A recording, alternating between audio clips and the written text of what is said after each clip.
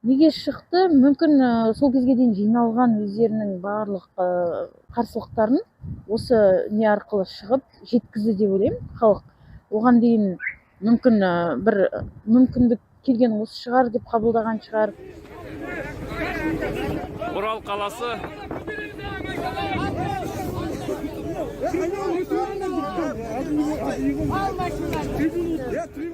Одан кейін де көп нәрселер, жақсы нәрселер орын алды ғой. Жаңа реформалар қабылданды, жаңа халыққа бір кішкене болса да бостандық берілді деп ойлаймын. Одан кейін жаңағы өз ойын айтуға, жаңағы митингтер беруге кішкене болса да бір митингке шықпай-ақ жеткізуге мүмкіндік алды деп ойлаймын. Біздің Орал қаласында осы қаңтар оқиғасынан кейін өзгеріс болды деп, яғни халықты тыңдай білді. Осыдан кейін, например, кез келген уақытта халық алаңға шығып ойын көрсетіп кетеді ау деген бір жаңағыдай қорқыныш деп айтпаймын, енді бір момент болып кететін шығар деп ойлайтын шығар.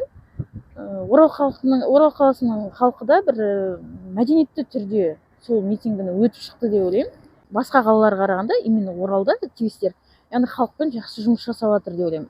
Қаңтар оқиғасы, сол кезде қаза болған адамдар, жаңағы случайно болсын, прям өзінің жеке несін көрсетем деп келген адам ретінде болсын, ол адамдар бостан босқа өлген жоқ, ол адамдар бостан босқа кеткен жоқ. Олар біздің есімізде болады әрине, бірақ жас буынның кетіп қалғаны әрине өкінішті. Оларға енді ондай нәрсе болады деп шыққан жоқ қой, олар бәрі мирный түрде болады деп. Бірақ солардың жаңағы алаңға шығуының, жаңа өздерінің ойларын тікелей жеткізуінің арқасында біздер көп нәрсені кішкене болса да үкіметке бір ой салдық деп ойлаймын.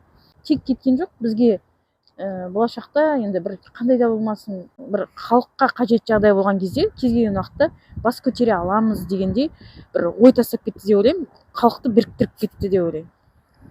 Яғни алдағы уақытта тағы да осындай қаңтардың несі болып кетуі мүмкін. Себебі халық арасында қазір негатив көп.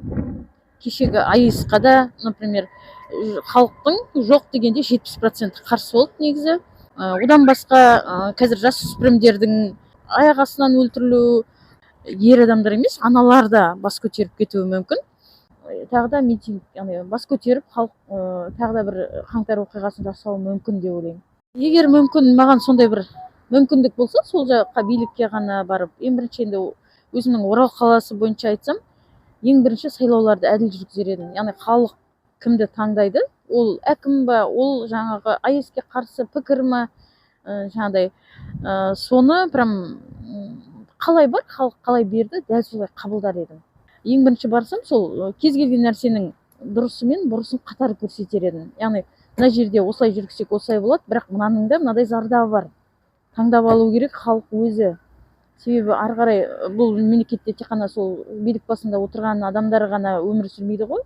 Олар бір халықтың 10% болса, 90% ол жай ғана халық. Сондықтан сол екі жақты бірге алып жүрер едім. Яғни жақсы жағында, жаман жағында. Әрине балаларымыз үшін болашақ әдемі жақсы өмір сүргендерін қалаймыз ғой. Егер біздің билікте жақсы реформа болып, жақсы басшы, яғни халықтың өмір сүруін жақсартатын адам келсе, Қазақстанның болашағы әлі де гүлдейді деп ойлаймын.